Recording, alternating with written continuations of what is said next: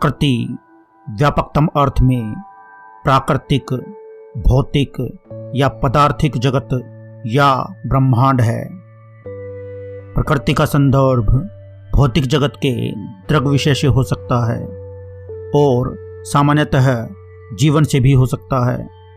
प्रकृति का अध्ययन विज्ञान के अध्ययन का बड़ा हिस्सा है। प्रकृति के रहस्यों के बारे में जान पाना मनुष्य के लिए बेहद मुश्किल है। शायद यही कारण है कि वैज्ञानिक सालों से शोध कर रहे हैं और उन्हें अक्सर कुछ न कुछ नया मिल ही जाता है। प्रकृति भी इतनी विशाल, रहस्यमयी और विविध है कि इसके बारे में जितना जाना जाए वह कम ही लगता है। आपने भी बहुत सी चीज़ों और पेड़ पौधों को देखा व उनकी खासियतों के बारे में सुना होगा, लेकिन क्या आप किसी ऐसे पेड़ के बारे में जानते हैं जिसे देखकर ही आपको किसी बोतल की याद आ जाए? दरअसल इस पेड़ की संरचना कुछ ऐसी है कि इसे देखने पर आभास होता है कि मानो पेड़ की जड़ें ऊपर और तना नीचे हो। इसके इसी उल्टा दिखने व देखते ही बोतल का आभास होने के कारण इसे बोतल ट्री या बाओबाब वृक्ष कहा जाता है। ऑस्ट्रेलिया और मेडागास्कर में पाए जाने वाले बाओबाब को अनेक नामों से जाना जाता है। इसके अन्य नामों में बोआब, बोतल वृक्ष, उल्टा पेड़ व बंदर रोटी पेड़ भी कहा जाता है। चूँकि इसके फल बंदरों को बहुत अच्छे लगते हैं, इसलिए इसका नाम बंदर रोटी भी पड़ गया। अरबी में इसे बूहिबाब कहा जाता है, जिसका अर्थ है कई बीजों वाला पेड़। इसकी ऊंचाई 5 से 30 मीटर तक हो सकती है। इसके तने का व्यास 7 से 11 मीटर तक हो सकता है। इसमें जल संग्रह की अद्भुत क्षमता होती है। इसके तने में हजारों लीटर शुद्ध पानी भरा रहता है, जो वर्षा के अभाव वाले महीनों में पीने के काम आता है।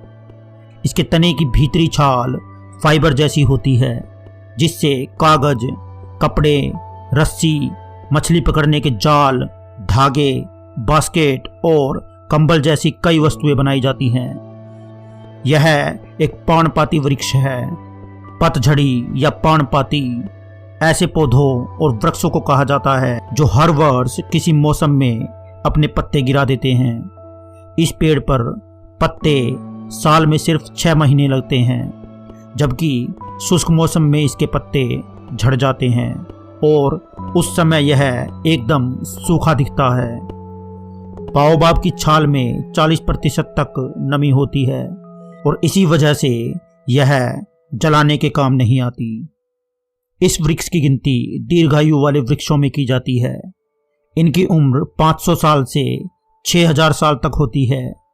इस वृक्ष की लकड़ी में वृद्धि वलयों का अभाव होता है, इसलिए इसकी वास्तविक आयु का पता लगाने के लिए कार्बन काल निर्धारण पद्धति की मदद ली जाती है।